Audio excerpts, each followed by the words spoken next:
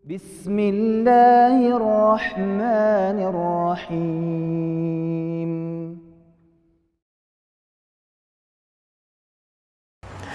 Kemudian selanjutnya umurun laisat minar rujulah, perkara-perkara yang tidak termasuk dari rujulah, yang tentunya sekarang ini banyak orang-orang yang mereka menganggap dirinya itu atau pengen menjadi seorang laki-laki, yang katanya mereka mencari jati diri, anak-anak misalkan anak laki-laki atau pemuda-pemuda saat ini yang mereka katanya sedang mencari jati diri.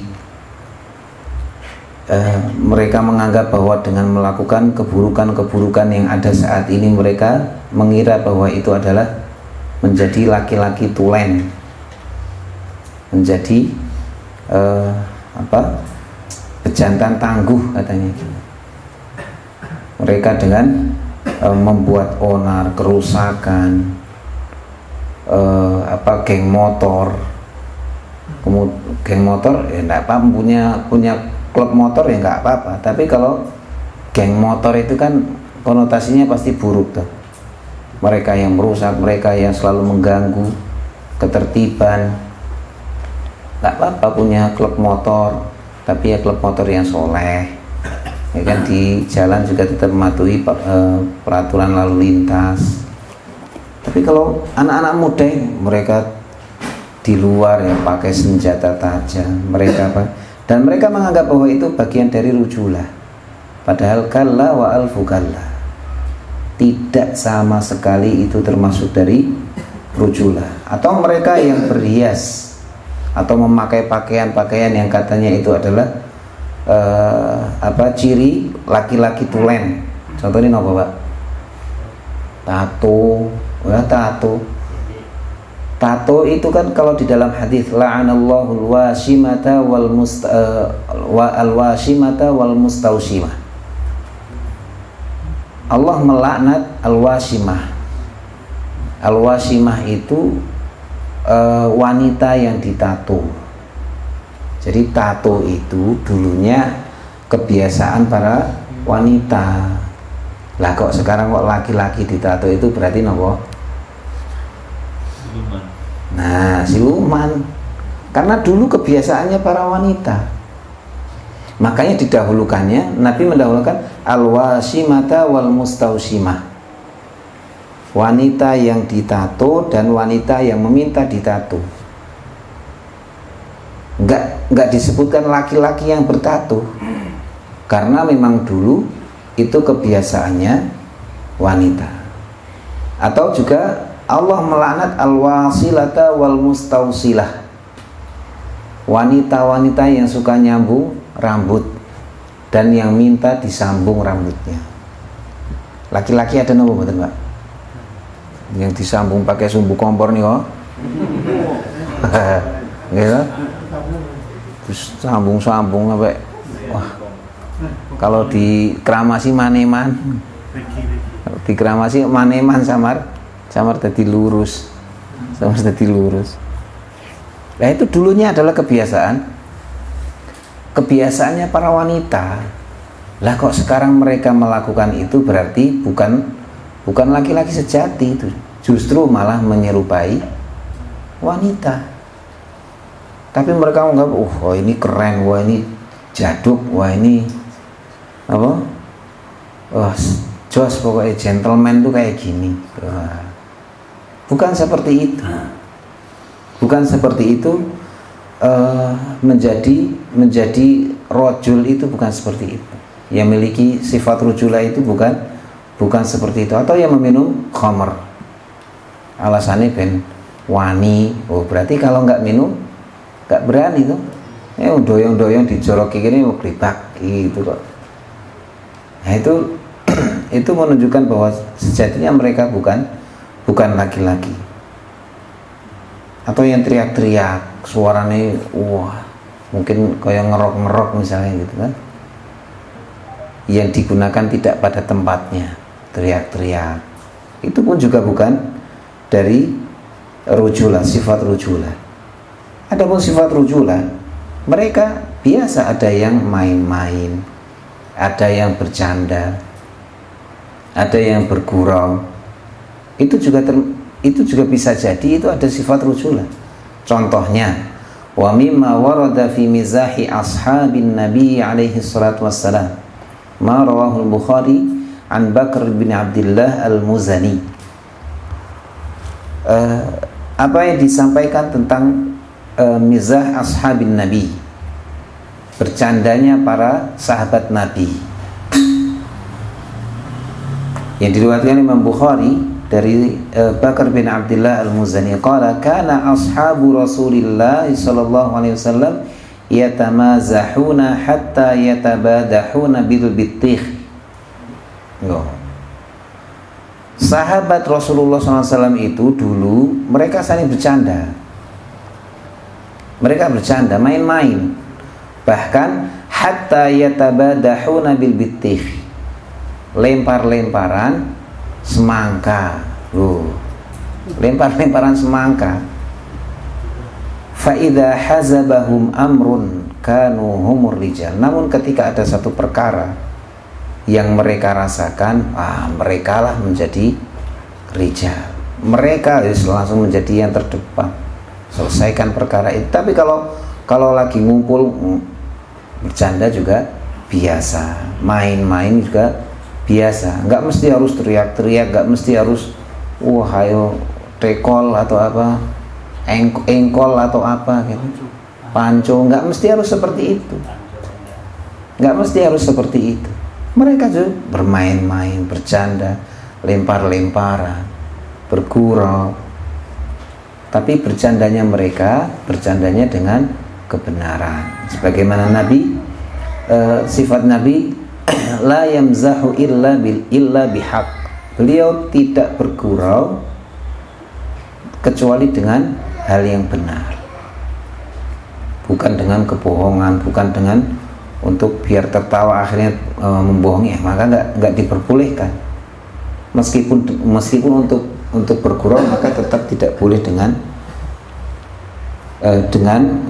bohong, karena fa innal mu'min la yakdzib, karena orang beriman itu tidak bohong. Nabi mengatakan al mu'minu yazni, al mu'minu yasriq. Orang beriman itu bisa jadi berzina, orang beriman itu bisa jadi mencuri. Wal mu'min la yakdzib, namun orang beriman tidak akan pernah bohong, tidak akan pernah bohong. Karena bohong itu bukan sifatnya orang beriman, tapi justru sifatnya munafik, sifatnya munafik. Tapi bisa jadi orang beriman dia disesatkan oleh setan, akhirnya berzina, dia mencuri, bisa jadi dia melakukan keburukan yang lain, bahkan bisa jadi membunuh, bisa jadi membunuh. Tapi orang beriman tidak bohong, meskipun itu bercanda maka tidak boleh dengan kebohongan.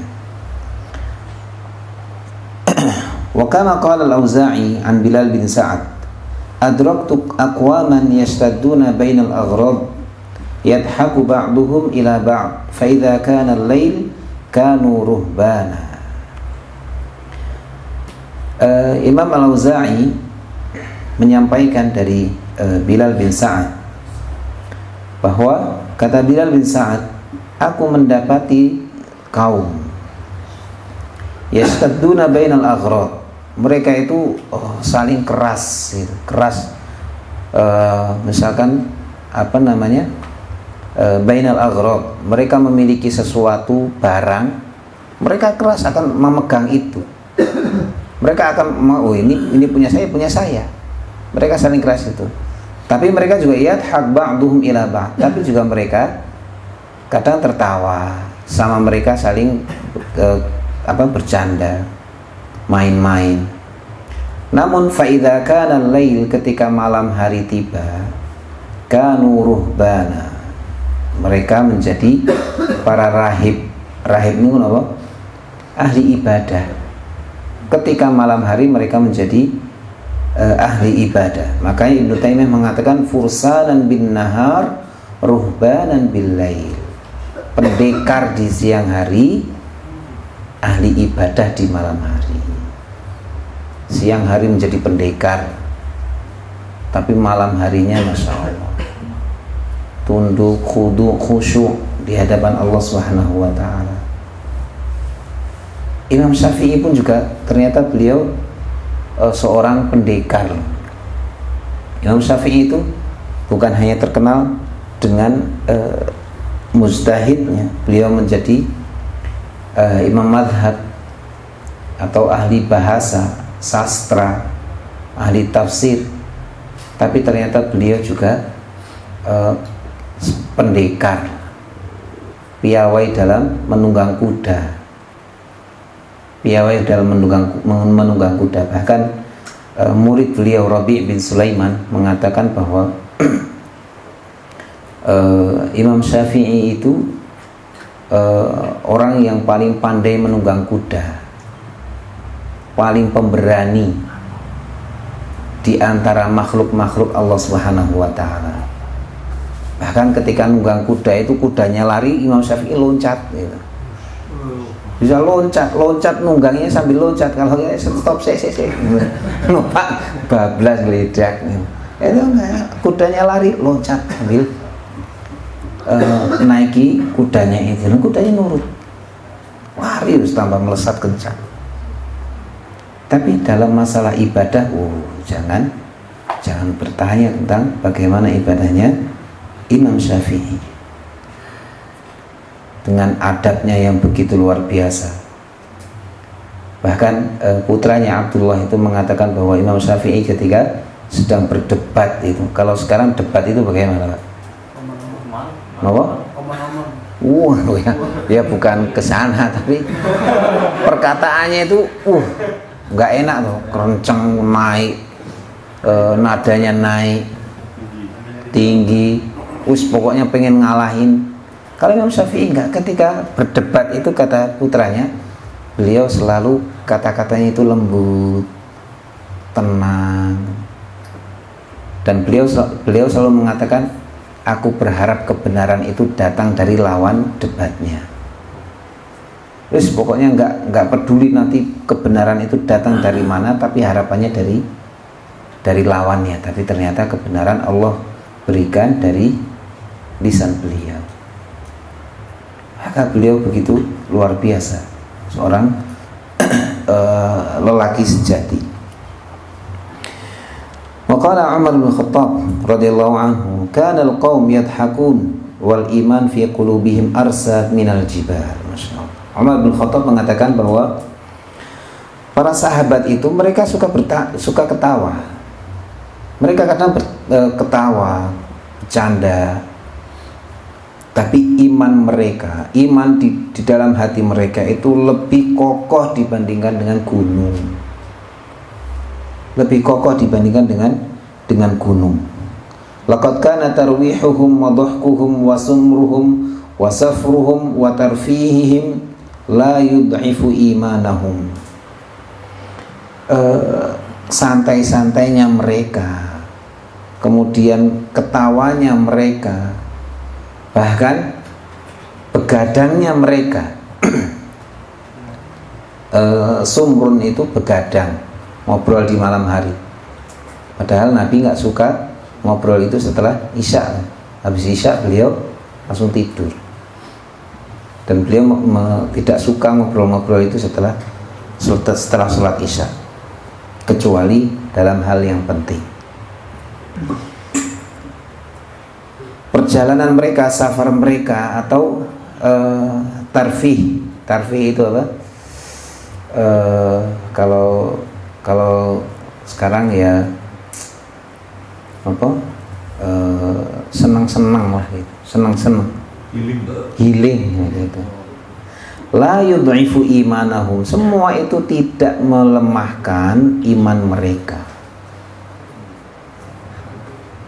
Meskipun Nabi juga mengatakan bahwa jangan tertawa sering-sering, karena bisa mematikan hati. Jangan sering tawa karena bisa mematikan hati.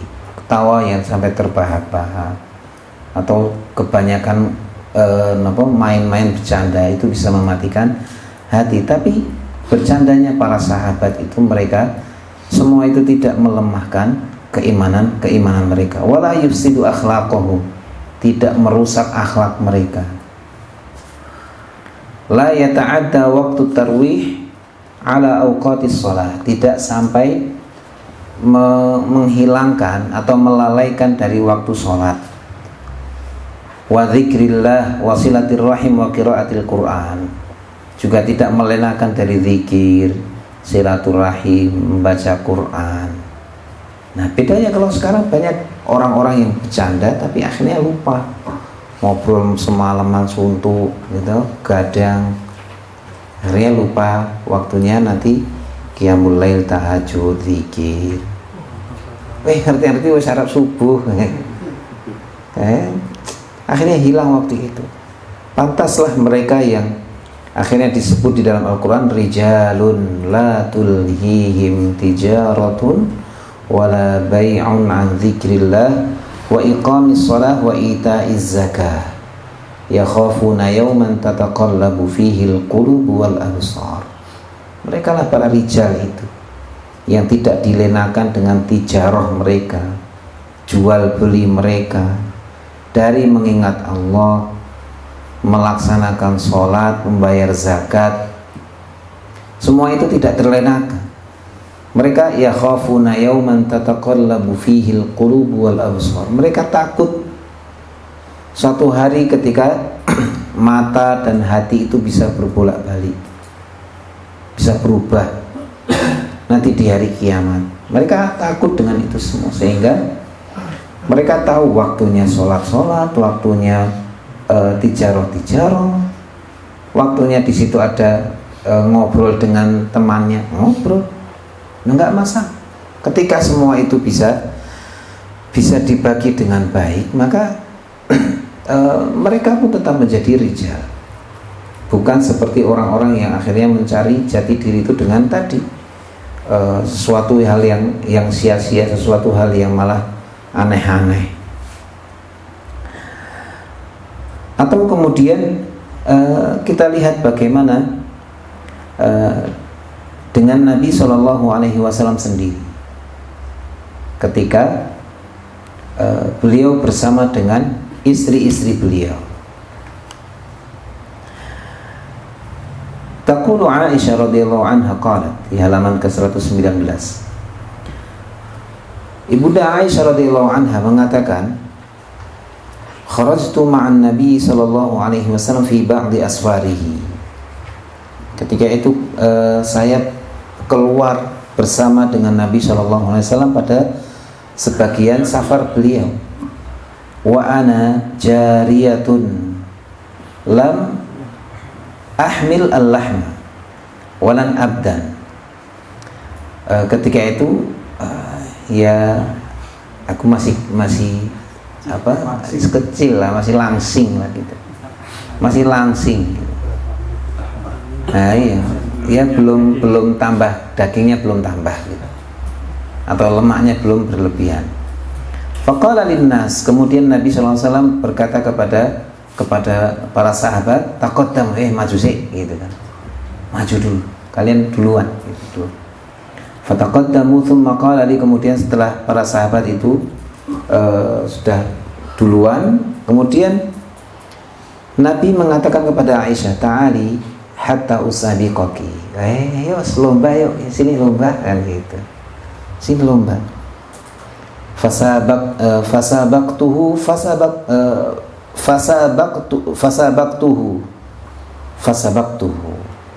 kemudian aku berlomba dengan beliau dan aku memenangkannya, menang. Fasakata anni hatta idza hamiltu al-lahm wa badantu wa nasitu kharajtu ma'ahu fi ba'di aswarihi, sampai ketika sudah selesai itu terjadi. Kemudian ketika sudah mulai agak berisi, nah, kalau gemuk kan nggak enak tuh, agak berisi lah gitu, agak berisi. Kemudian lagi kembali pergi dalam sebagian safar beliau. Faqala linnas, kembali Nabi memerintahkan kepada para sahabat suruh duluan. Nah, kemudian laki-laki bilang, ta'ali hatta usabiqaki. Setelah lomba sekarang, ayo lomba lagi. Fasabaqtuhu fasabaqani. Nah, kemudian ternyata yang menang Nabi. Faja'ala yadhak. Kemudian beliau tertawa dan mengatakan, hadhihi bitilka. Wah, ini untuk yang dulu, satu sama. Sekarang kan gitu, satu sama. Itu Masya Allah, azim anta ya Rasulullah. Itu Rasulullah saja begitu luar biasa. Padahal beliau seorang nabi, seorang rasul, nggak kemudian didas gitu. Didas itu bahasanya sok gaya, tumeh gitu. Tumeh, gitu kan. Tumeh pemimpin, tumeh punya posisi, kemudian pasang muka yang bersengut, pasang muka yang dikit-dikit langsung linting, kumis dilinting-linting atau dianggit nganune jenggote gitu, menandakan bahwa ini saya loh. Nabi padahal Masya Allah beliau seorang pemimpin, seorang nabi, Sayyidul Anbiya'i wal Mursalin. Beliau tertawa, beliau bermain, bercanda, bahkan dengan sahabat pun juga beliau bercanda kan. Beliau bermain. Dengan anak-anak juga begitu, beliau bermain. Tapi semua itu tidak menghilangkan sifat rujulah beliau. Bahkan beliau Sayyidur Rijal, pemimpinnya para rijal. Beliau tetap melakukan seperti itu, tidak sampai kemudian bersikap keras terhadap keluarga, justru keras kepada musuh. Kalau musuh jelas, tapi terhadap keluarga, terhadap orang-orang terdekat, terhadap orang-orang beriman, beliau punya sikap yang begitu indah sekali. Kemudian juga kisahnya lagi dengan istri beliau yang lain,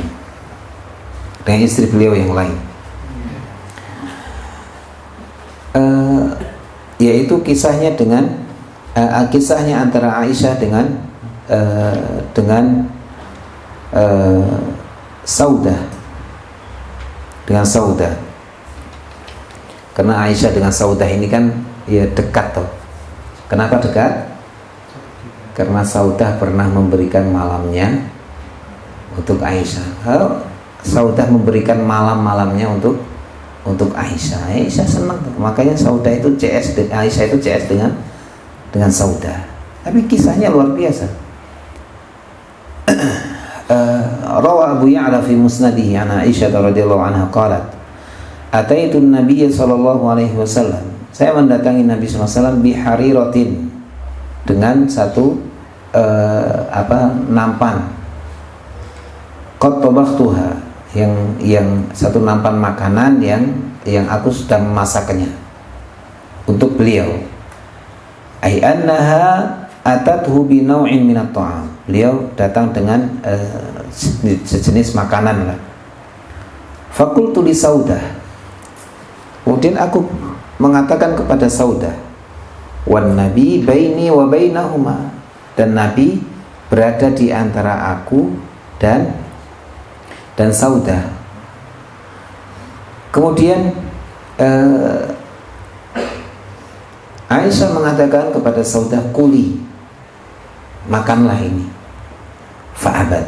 Ternyata Saudah nggak mau. Fakultu, kemudian Aisyah mengatakan, la ta'kulanna aw la altokhanna wajhaka.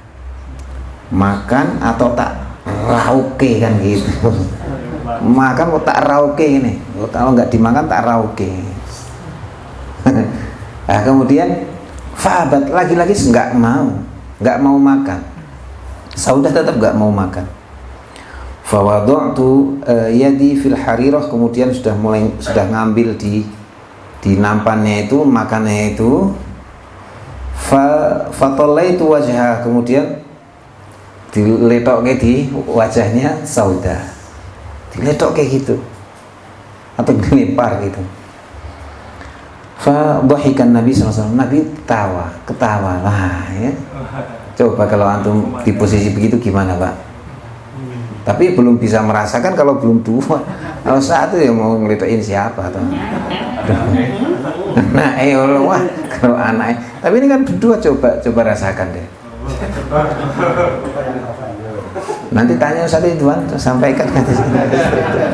Kalau saya kan satu hari belum bisa gitu. Belum di awal Mas ya. Oh di awal ya. Dikawal ya. Nabi ketawa deh itu. Nah ketawa. Fawadha'a biyadihi laha, kemudian gantian, kemudian dikasihkan ke Saudah makanannya itu. Wa qala laha iltaqi wajhaka, gentenono kan gitu, balas gitu. Balas letok-letokan gitu. Letok-letokan makanan itu.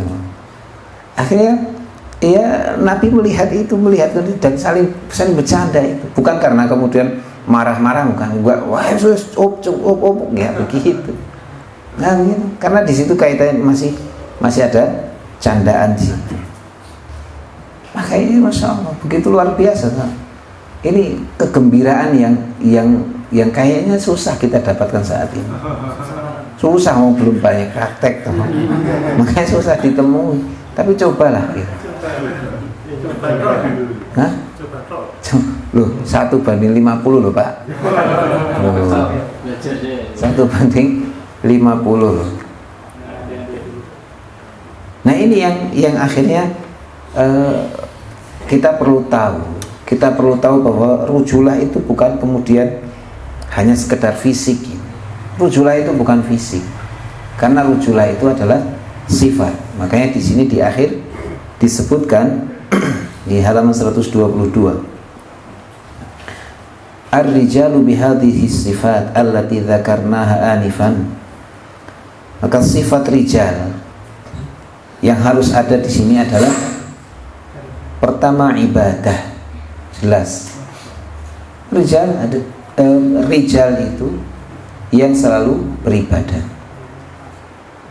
Kemudian rijal itu amal, selalu bekerja, beramal, beribadah, beramal. Rijal itu istiqamah.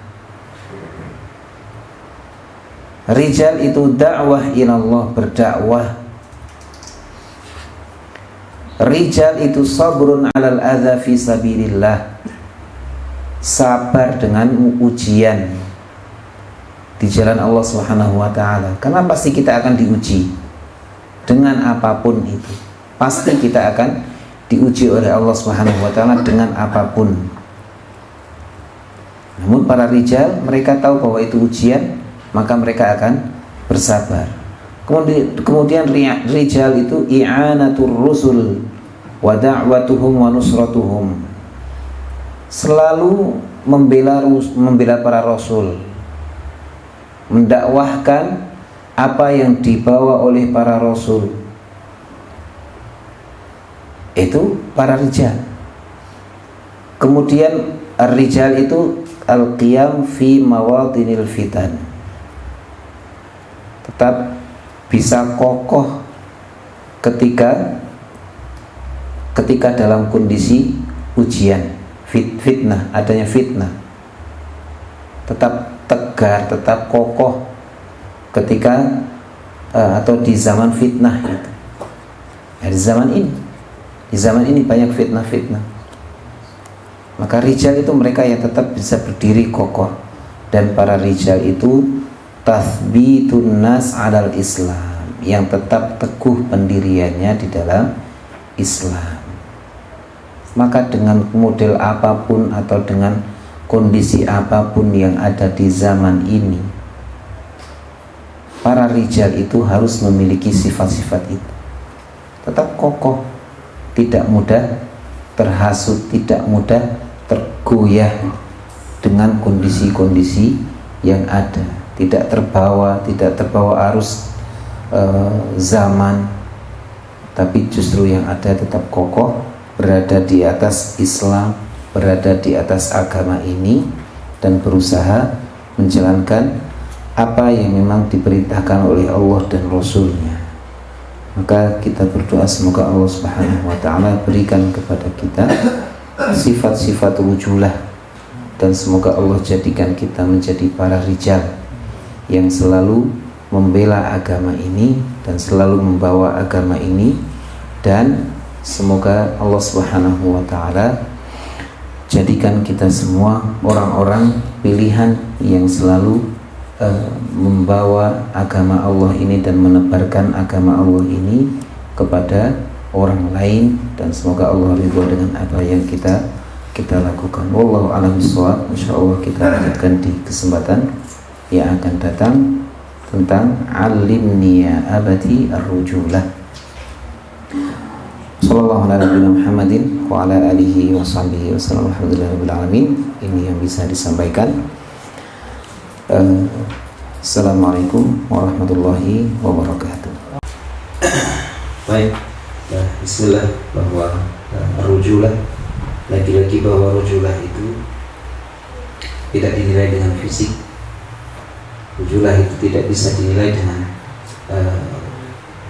materi, namun rujulah itu adalah apa yang ada di dalam hati, yang kemudian dibuktikan dengan amal perbuatan, dan kemudian selalu sabar, selalu teguh dengan apa yang sudah diyakini, dan selalu merasa kurang akan semua yang kebaikan-kebaikan yang sudah dilakukan, sehingga terlalu bertambah, selalu berusaha untuk menambahkan agar Allah Subhanahu wa taala memberikan kebaikan-kebaikan, sehingga terus seorang rijal atau seorang rajul itu dia akan terus menempuh dan mengupayakan apa yang memang Allah Subhanahu wa taala sudah anugerahkan itu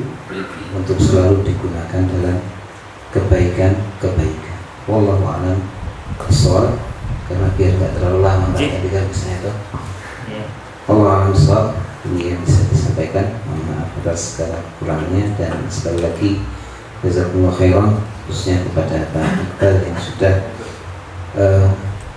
berkenan untuk menjamu kita di malam hari ini, sehingga kita sebagai orang yang dijamu tidak boleh melupakan apa yang sudah diberikan oleh tuan rumah. Kita doakan untuk Pak Iqbal sekeluarga agar Allah Subhanahu wa taala berikan kecuali keberkahan dan rahmat dari Allah Subhanahu wa taala.